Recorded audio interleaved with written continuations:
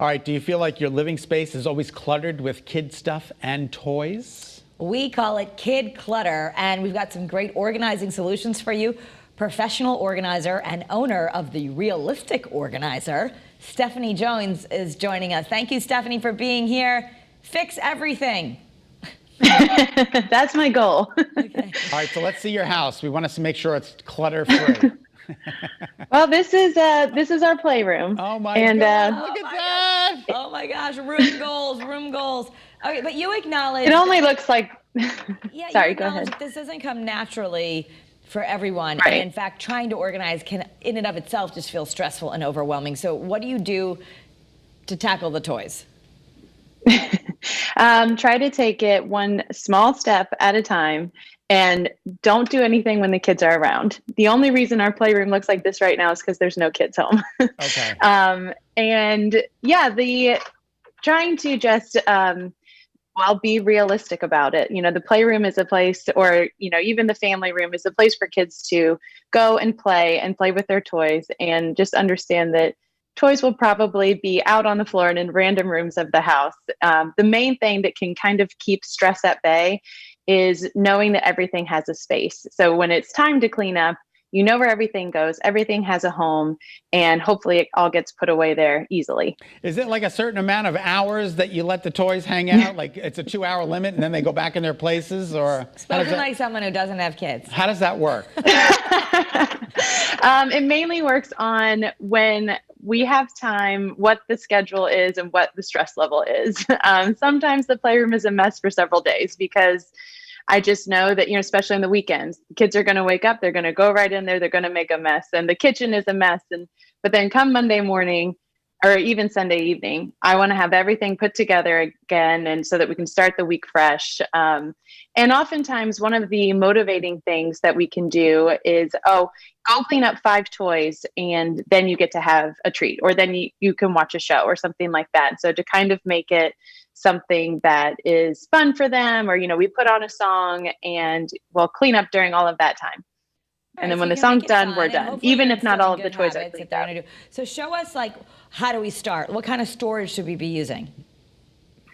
So this is one item that I actually really like. I like to have clear storage so that kids can see into it. And it can either be clear or, much like these ones behind me, kind of low bins or baskets, so that if they're on a shelf, they don't take up the entire space of the opening. That way kids can actually see into it. And so they know what's in there and they know where to put things away. The other thing that I really like to do is have labels on everything, so that, and I like to use picture labels, so because not all kids can read yet. And that way they can easily see, oh, this is where all of my costumes and pretend play items and masks go. So I really like items like that, where it's easy to just see into it, but then also, like these ones behind me, that it's not it doesn't look so messy.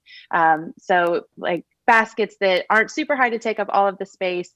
And you can use decorative baskets. Baskets from Target are really affordable, especially for items that you're putting toys into.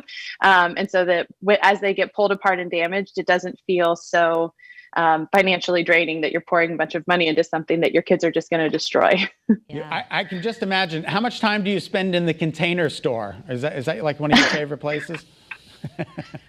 Yes, I go there quite frequently. Like, it's actually quite wonderful. They have a really great system where you can shop online and then they'll bring it out to your car. Oh, that's awesome. That's really saved a lot. So you also need, we get overwhelmed with paper. I often feel like I'm saying at home, Yes. guys, we are not a house of paper. But you said we need like a center for medical forms, permission slips, like stuff that the paper clutter. Yes. So actually, this is a system that really works for us.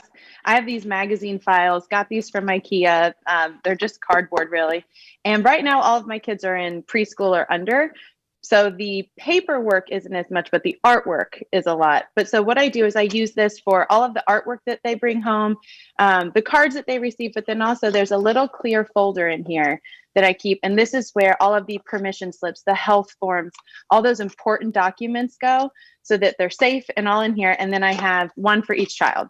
So this one is for my oldest, and every time he brings home artwork, whether I think it's a masterpiece or not, I just stick it in here. And then by the end of the year, we kind of sort through and see which ones are actually worth keeping and holding on to, and which ones are just a line across the page that really we don't need to keep in our house.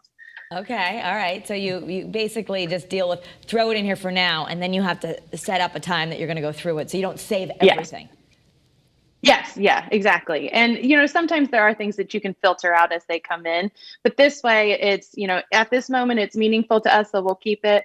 But then in, 7 months when school is out, you're kind of like, this actually isn't that masterpiece that I had once envisioned. And so really we can just put this in the recycling bin. Do you play the rule of something new in, something old out to make sure that it doesn't get I, overwhelming? I wish. It's really hard to keep up with that when there are family members and friends who like to bring gifts over. And then we also have younger siblings that, okay, well, this might have aged out for this child, but these younger siblings are definitely going to be interested in this down the line. One of the things that I really feel like helps is right before Christmas or birthdays, kind of with your kid, try to do a purge, try to get rid of stuff. And with your kid, that's really, really hard because kids don't want to get rid of anything. Everything is a treasure, even if it's trash. But oftentimes they can find one toy that they're willing to part with. And so that really helps. And then after they go to bed is when you kind of sort through and say, we haven't played with this for years. Let's get rid of this. And one of the things when they're around the age of like 5 or 6, they can start understanding to sacrifice something and maybe to donate something. And so that can be something that's really, really positive, especially if you can bring them along for the journey to drop off the donations and so that they can see that whole process and understand the joy that they're bringing to another child. Awesome. Well, thank you so much, Steph. We appreciate that. Yeah, thank you. Thank you so much for having me. I feel organized already. You can actually get more tips on which containers to buy, what to do, how to organize at therealisticorganizer.com.